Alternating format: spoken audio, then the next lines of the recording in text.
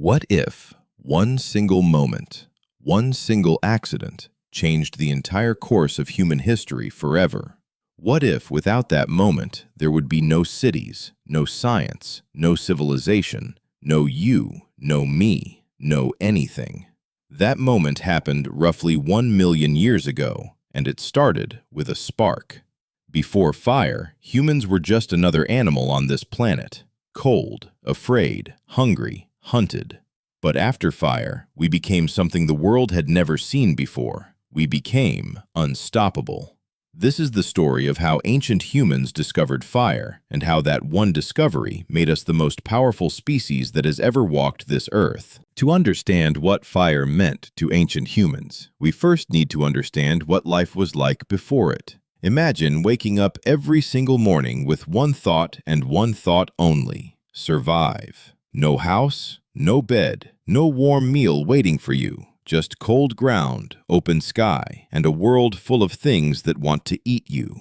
Our ancient ancestors, Homo erectus, lived like this for hundreds of thousands of years. They were smart, smarter than most animals around them, but they were also small. They had no claws, no fangs, no thick fur to keep them warm at night. When the sun went down, the world became terrifying. Predators ruled the darkness: lions, hyenas, cave bears, all hunting, all hungry. And our ancestors had only two options: find shelter or die. Every single night was a fight for survival. Every single morning was a miracle. And it wasn't just the danger that made life hard. It was the food. Everything our ancestors ate was raw. Raw meat, raw plants, raw roots dug from the ground. And here is something most people don't know. Eating raw food is exhausting for your body. Your digestive system has to work incredibly hard to break it down. So hard that ancient humans spent most of their waking hours just chewing. Some scientists estimate that Homo erectus chewed for up to 6 hours every single day just to get enough nutrition to survive. 6 hours of chewing every day. Think about that. Their bodies were built for this. Large jaws, strong teeth, long digestive tracts. But it meant their brains stayed relatively small, because almost all of their body's energy was going toward digestion. They were trapped in a cycle. Eat raw food, use all energy to digest it, survive, repeat, until everything changed. The first time ancient humans encountered fire, they were terrified. Imagine it. You are sitting with your group beside a forest, and suddenly, after a lightning strike, the trees begin to burn. The heat, the roaring sound, the light that turns night into day. Every instinct in your body screams one thing: run. And they did. They ran, just like every other animal on the planet ran from fire. But then, something remarkable happened. Something that separated us from every other creature on Earth. Some of them stopped running. They turned around, and they watched. Not because they weren't afraid, they were absolutely terrified. But curiosity, that uniquely human trait, was stronger than their fear. They watched the fire burn. They noticed that the animals that had been killed by it were cooked, and one of them made a decision that would change everything. They reached out, and they tasted the cooked meat. What happened next was nothing short of a biological revolution. Cooked food is dramatically easier to digest than raw food. The heat breaks down the tough fibers in meat and plants before they even enter your body, meaning your digestive system has to do far less work. Far less work means far less energy spent on digestion, and that freed up energy went somewhere else. It went to the brain. Scientists believe that the discovery of cooking is directly responsible for the dramatic increase in human brain size that happened around 1 million years ago. Our jaws shrank, our digestive tracts shortened, our stomachs became smaller, and our brains grew larger and more complex than any creature that had ever lived. Fire did not just feed our bodies. Fire literally built our minds. Every thought you have ever had, every idea, every dream, every invention in human history can be traced back in some way to that first cooked meal beside a burning forest.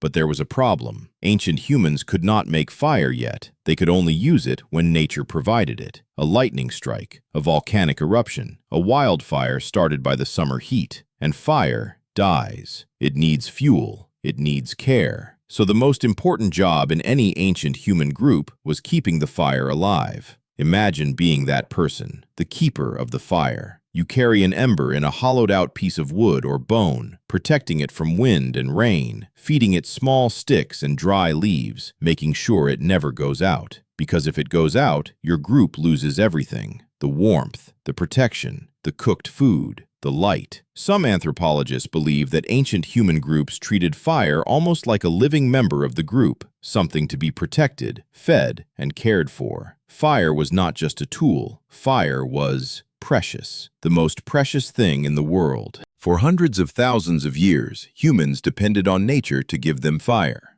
But around 400,000 years ago, something changed. Humans figured out how to make it themselves. Nobody knows exactly how this discovery happened. Maybe someone was shaping a flint stone and noticed the sparks it produced when struck against another rock. Maybe someone was spinning a wooden stick against a dry piece of wood and noticed the smoke and heat it created. However it happened, the moment a human being created fire for the first time from nothing, with their own hands, using nothing but rocks and wood, that was one of the most important moments in the history of life on this planet.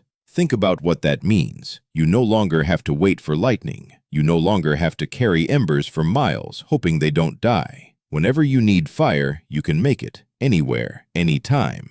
That is not just a tool, that is power. Real, transformative, world-changing power. With fire under their control, ancient humans were no longer prey. For the first time in their existence, they owned the night. A fire burning at the entrance of a cave kept every predator away. Lions, bears, wolves, all terrified of fire, all staying far back in the darkness. Our ancestors could sleep, really sleep. Not the light, terrified half-sleep of a hunted animal, but deep, restful sleep, knowing they were safe. And that safety changed everything. It gave them time to think, to talk, to plan, to dream. Around the fire, the first human communities were born. People sat together in the warmth and light, sharing food, sharing stories, sharing ideas. Language developed faster. Social bonds grew stronger. For the first time, humans were not just surviving together, they were living together. Fire didn't just protect ancient humans and feed them. It gave them something they had never had before: the ability to transform materials. When you put a wooden spear tip near fire, it hardens. When you heat certain rocks, they become easier to shape into tools. When you expose clay to extreme heat, it turns into pottery that can hold water and food. Fire was the world's first factory. With it, ancient humans began producing tools and weapons of a quality and precision that was simply impossible before. Sharper blades, stronger spears, harder arrowheads. And these better tools meant better hunting. Better hunting meant more food. More food meant larger groups. Larger groups meant more cooperation, more ideas, more innovation. Fire started a chain reaction of progress that has never stopped. It is still going today. Every factory, every furnace, every engine, every power plant on Earth is in some way a descendant of that first ancient fire. And then, fire gave ancient humans something truly extraordinary: the ability to go anywhere. Before fire, humans were limited to warm climates. The cold regions of the world, Northern Europe, Northern Asia, Siberia, were simply impossible to survive in without warmth. But with fire, there were no limits. Humans could move into the coldest, harshest environments on Earth and survive. They used fire to warm their shelters, to cook food in regions where plants were scarce, to harden their tools against the cold. Scientists believe that the control of fire is directly responsible for one of the most important events in human history: the migration of Homo sapiens out of Africa and across the entire world. Without fire, humans stay in Africa. Without fire, Europe, Asia, Australia, and the Americas remain empty of human life. Without fire, there is no Rome, no China, no Americas, no modern world as we know it. One spark, and the entire planet became ours. But perhaps the most beautiful thing that fire gave ancient humans was not warmth or food or protection. It was light in the darkness. With fire lighting the inside of their caves at night, ancient humans did something that no creature had ever done before. They made art. The cave paintings of Lascaux in France, Altamira in Spain, and dozens of other sites around the world were all painted by firelight. Ancient artists, working in the flickering glow of burning torches, painted animals, people, and scenes of daily life on cave walls, leaving a message for anyone who would come after them. We were here, we lived, we felt, we saw beauty in the world. Those paintings are over 30,000 years old, and yet, looking at them today, you feel an immediate, undeniable connection to the person who made them. Fire did not just build human civilization. Fire revealed the human soul. Here is something remarkable to think about. Right now, today, in the most advanced civilization in human history, fire is still running the world. The power plant that generates the electricity in your home works by burning fuel to create heat, to boil water, to spin turbines. Your car engine works by igniting small, controlled explosions of fuel, tiny fires, thousands of times per minute. The plane that flies you across the world is powered by jet engines that are essentially very sophisticated controlled fires.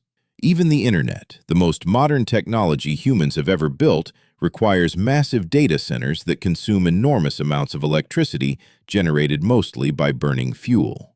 We have gone from a terrified group of early humans staring at a burning forest 1 million years ago to a civilization of 8 billion people, and fire is still at the center of almost everything we do. We just got very, very good at controlling it. From a terrified group of early humans running from a burning forest to 8 billion people whose entire civilization still runs on fire. That is the story of one discovery, one spark, one moment of curiosity that was stronger than fear. The next time you light a candle, or turn on a stove, or sit beside a campfire at night, remember that you are doing something your ancestors did 1 million years ago. And remember that it was that simple act that made everything else possible. Every city, every invention, every piece of art, every idea that has ever existed in human history has fire somewhere in its story. If you enjoyed this video, subscribe to Stickman Minds, because next time we are going even deeper into the story of how ancient humans built the world we live in today. Thank you for watching.